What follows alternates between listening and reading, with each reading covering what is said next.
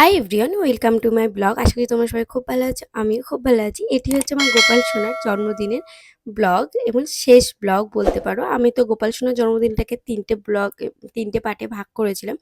এটি হচ্ছে সেই পার্টের একটি পার্ট, শেষ পার্টটি।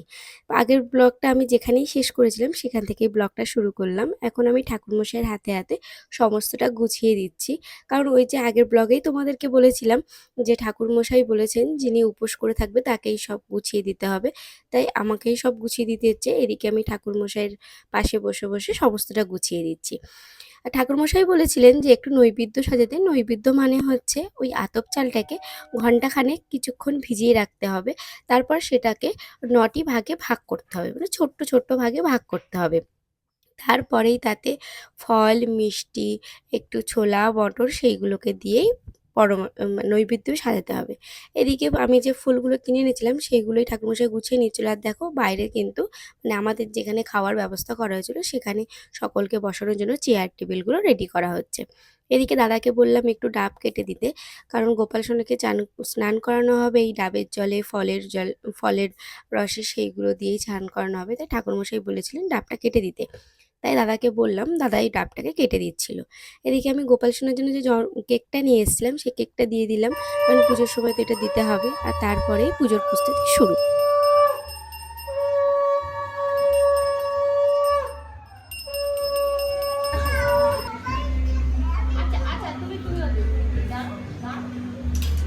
ওম বিষ্ণু ওম বিষ্ণু ওম বিষ্ণু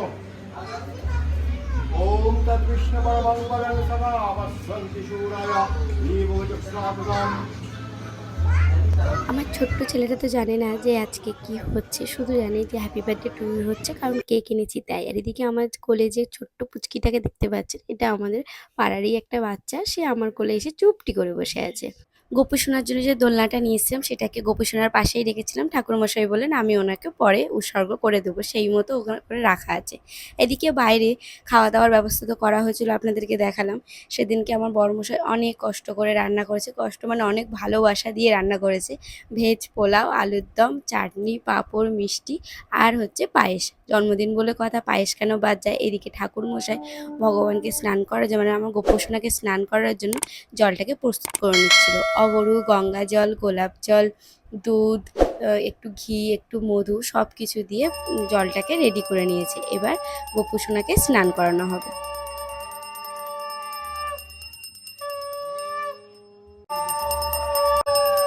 আমার জেঠুর মেয়েকে নিমন্ত্রণ করেছিলাম। এটা হচ্ছে আমার জেঠুর মেয়ে, দিদি এসেছিল। আর দেখো এদিকে কিন্তু আমার গোপু সোনার স্নানও হয়ে গেছে। এখন ঠাকুরমশাই গোপুর সঙ্গে পরিষ্কার করে দিচ্ছে। এদিকে বাবা হয়েছে, বাবার সঙ্গে একটু ভিডিও করে নিলাম। আর ঠাকুরমশাই আমাকে বললেন তুমি এবার গোপু সোনার সমস্ত বসন পরিয়ে রেডি করে দাও। তারপরেই আমি গোপু সোনাকে সমস্ত বসন পরিয়ে রেডি করে নিচ্ছি। এটা কিন্তু আমার গোপু সোনার জন্মদিনের নতুন জামা। আর এই যে ছোট্ট মুকুটটা, যেটা ছোট্ট উপহার গোপু সোনার, সেটাই আমি গোপু সোনাকে দেখাচ্ছিলাম যে তোমার পছন্দ হয়েছে কিনা।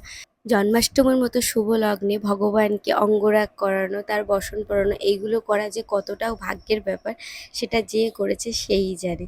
তোমাদের সকলের বাড়িতে হয়তো গোপু সোনা আছে, তোমরা সবাই এই মতটা আমার সঙ্গে একমত হবে। এগুলো দেখতে পাচ্ছ গোপু সোনাটাকে কত সুন্দর লাগছে, চোখ তো ফেরানো যাচ্ছিল না। যারা যারা এসেছিলাম আমার বাড়িতে সবাই বলছিল তোমার গোপু সোনাটাকে খুব সুন্দর লাগছিল। আর এই যে সুন্দর জামাটা পরে গোপু সোনাকে যে এত সুন্দর লাগছিল এটা আমি ভাবতেই পারিনি। ফুলের সমস্ত বসন পরে আরও তো গোপু সোনাকে আরও সুন্দর লাগছিল। ঠাকুরমশাই এবার গোপু সোনার সমস্ত পুজো পদ্ধতি শুরু করে দিয়েছে। আর এইদিকে আমিও ঠাকুরমশাইয়ের হাতে হাতে সমস্ত জোগাড় করে দিই।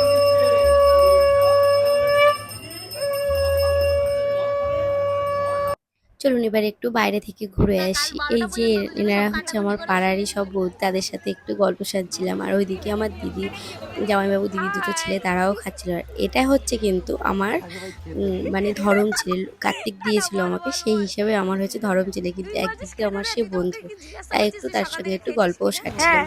তুই তো বড় ছেলে, হ্যাঁ বড় ছেলে হয়েও তুই কোনো কর্মে আসলি না, ফাঁকি মারলি। সকলের কাছ থেকে রিভিউ নেওয়ার পরে শুনলাম আমার বড়মশাই খুব সুন্দর রান্না করেছে, তাই ওর কষ্টটা সার্থক হয়েছে। দেখে দেখুন ওরা চুমুকের হাসিটা দেখেই খুব সুন্দর বোঝা যাচ্ছে। এবার আমার ছেলের কাছ থেকে রিভিউটা নেবো। তাড়াতাড়ি বল তোর খেয়ে কেমন লাগলো আমার বরের হাতে রান্না।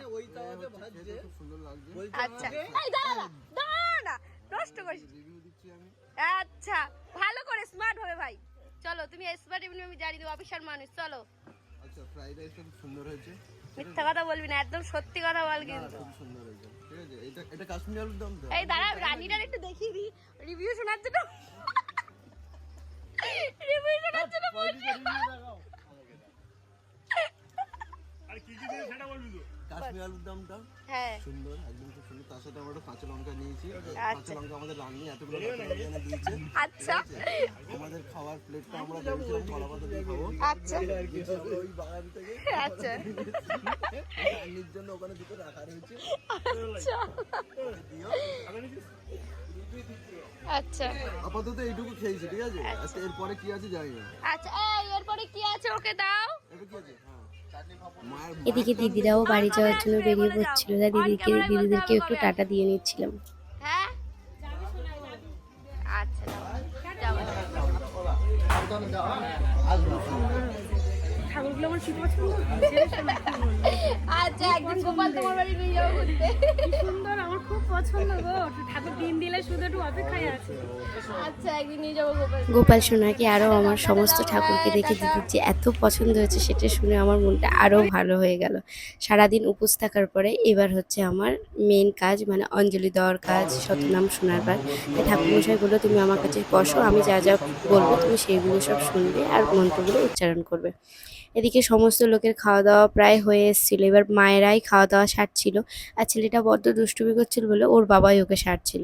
এদিকে দেখো ওই পাড়ার কয়েকটা কাকিমা ছিল আর আমার শাশুড়ি মা ওনাদের নিয়ে খেতে বসেছেন। এখন আমাদের সমস্ত কাজ প্রায়, মানে খাওয়া দাওয়ার বাইরের কাজ সমস্ত কমপ্লিট হয়ে গেছে। এদিকে বরমশাই এসে একটু রেস্ট নিচ্ছে। এবার আমাদের গোপু সোনার কিন্তু জন্মদিনের সময় চলে এসেছে, মানে প্রায় 12টা বেজে গেছে। এবার আমি কেকটা খুলে নিচ্ছি। দেখো তো কেকটা কেমন হয়েছে। আমার কিন্তু খুব পছন্দ হয়েছিল। বরমশাই কিন্তু এটা আমাকে একটা সারপ্রাইজ গিফট বলতে পারো। কেকটা নিয়ে এসেছিলো, আমি কিন্তু জানতাম না যে কেকটা নিয়ে এসেছিলো, আর কেকটা যে এত সুন্দর সেটাও আমি জানতাম না। তাই গোপু সোনার সঙ্গে সঙ্গে আমিও সারপ্রাইজ হয়ে গেলাম। তাই পুরোহিত মশাই বললো যে আমাকে দাও, এখন আমি কাটিয়ে দিই। এদিকে আমার ছেলেকে দিয়ে কেকটা কাটানো হলো। ও তো বড্ড ছোট, ওকেই দিয়ে ঠাকুরমশাই বললো আমি ওকে দিয়েই কাটাবো। তাই এবার গোপু সোনার মুখে একটু কেক দিয়ে নেওয়া হলো। গোপু সোনার খুব পছন্দ হয়েছিল জানো, বেশ অনেকটা করে ওর মুখে। এই দেখো আমার গোপু সোনার কেক খাওয়ার পরে ওর মুখের হাসিটা যেন কত চওড়া হয়ে গিয়েছে আর কত সুন্দর লাগছে। আর এদিকে আমি পুজোর কাজে ব্যস্ত ছিলাম। আমার ছোট্ট ভিডিও ম্যান সে তো ভিডিও করছিল, সে সমস্ত ক্লিপটা সুন্দর করে তুলে তুলে নিচ্ছিল। তাই এখন আমি তোমাদের সামনে সেটা সুন্দরভাবে দিতে পারছি। আর এদিকে ছেলের বায়না ছিল সেই রাত্রেবেলা সে আম খাবে, তাই অগত্যা তার বাবার আর কোনো উপায় না পেয়ে তার ছেলেকে আম খাওয়াচ্ছিল। ছেলে তো আর খেতে পারলো না, ওদিকে ওর বাবাই করবে। আর এদিকে ঠাকুরমশাই ভগবানের আরতিটাও সেরে নিচ্ছিল। সারতে সারতে প্রায় বেজে গেছিলো ঘড়িতে প্রায় 1:30 মতো। এদিকে যে সুন্দর প্রদীপটা দেখছেন এটা কিন্তু পুরোটাই ঘিয়ের প্রদীপ। আমার গোপু সোনার উদ্দেশ্যে কিন্তু প্রদীপটা ধরানো হয়েছিল। এদিকে ঠাকুরমশাই সমস্ত আরতি সারার পরে সবাইকে আরতির তাপ দিয়ে দিচ্ছিল। এদিকে আমার ছেলের বাবাও ছেলেকে একটু দিয়ে নিচ্ছিল।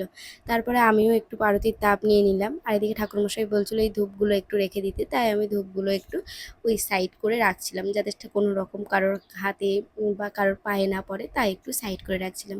এবার আমাদের চরণামৃত নিয়ে পুজো সমাপ্তি করার পালা। পুজো টুজো শেষ, সবাই ঘুমিয়েও পড়েছে। তারপরেই দেখলাম প্রায় ওই রাত 1:30টার সময় প্রচণ্ড জোরে ঝুমঝুম করে বৃষ্টি হচ্ছিল। তাই সেই ভিডিওর ক্লিপটা তোমাদের সঙ্গে একটু শেয়ার করলাম। জন্মাষ্টমী আর বৃষ্টি না হয়ে থাকতে পারে বলো। এদিকে আমি বসে আছি, কারণ জন্মাষ্টমী বলে কথা, আমি তো রাত জাগবই। আর আমি পাহারা দিচ্ছি এই প্রদীপটাকে, আর মাঝে মাঝে ওই একটু ঘিও দিয়ে নিচ্ছিলাম। আমার গোপু সোনার মুখটা দেখো কত সুন্দর লাগছে দেখতে, আমি তো চোখই ফেরাতে পারছিলাম না। যারা যারা এসেছিল তারা সবাই বলছিল খুবই সুন্দর লাগছে, শুধু সেই কথাগুলোই মনে পড়ছিল। এখন বাজে ঘড়িতে ওই 2:13। এখন আমি ওই বসে ঠাকুর ঘরে বসে গোপু সোনার অষ্টশতনাম পড়বো আর একটু তোমাদের সাথে গল্প। প্রায় 3 দিন ধরে শুধুমাত্র এই দিনটার জন্য একা হাতে সমস্ত বাজার জোগাড় সবই করে নিয়েছিলাম। আর তারপরেই এসেছিল সেই রাতটা, ভেবে তো খুব ভালো লাগছিল। আর এদিকে প্রদীপের ঘিটাও শেষ হয়েছিল, তাই একটু ঘিও দিয়ে নিচ্ছিলাম। আর তো রাতটা জাগতে হবে, কোনো মতে ঘুমোলে চলবে না, তাই একটু ফেসবুক লাইভও করছিলাম। কি করব আর, ফেসবুক লাইভে এসে দেখলাম প্রায় সকলেই ঘুমিয়ে পড়েছে, কারণ 3টের সময় অনেককে দেখতে পারিনি, ওই 2-3 জনকে দেখেছিলাম। তারপরে বেশ একটু একা একা গল্পও করে নিচ্ছিলাম, নিয়ে ওই ঠাকুর ঘরে চুপ করে বসেছিলাম। এই যে সুন্দর প্রদীপটা দেখছো, এটা কিন্তু আমার গোপুর উপহার, মানে আমার পাড়ার এক জেঠিমা এসে গপুকেই সুন্দর প্রদীপটা দিয়ে গেছে। ওই যে মন থেকে চাইলে ভগবান সব কিছুই সম্ভব করে দেয়। আমি কিনে দিতে পারছিলাম না, কিন্তু জেঠিমার হাত দিয়ে সেই ছোট্ট গিফটটা পাঠিয়ে দিয়েছে। চলুন এবার সারা রাত জেগে আমি ঠাকুর গোপালকে পাহারা দিই, ততক্ষণ আপনার ব্লগটা দেখতে থাকুন।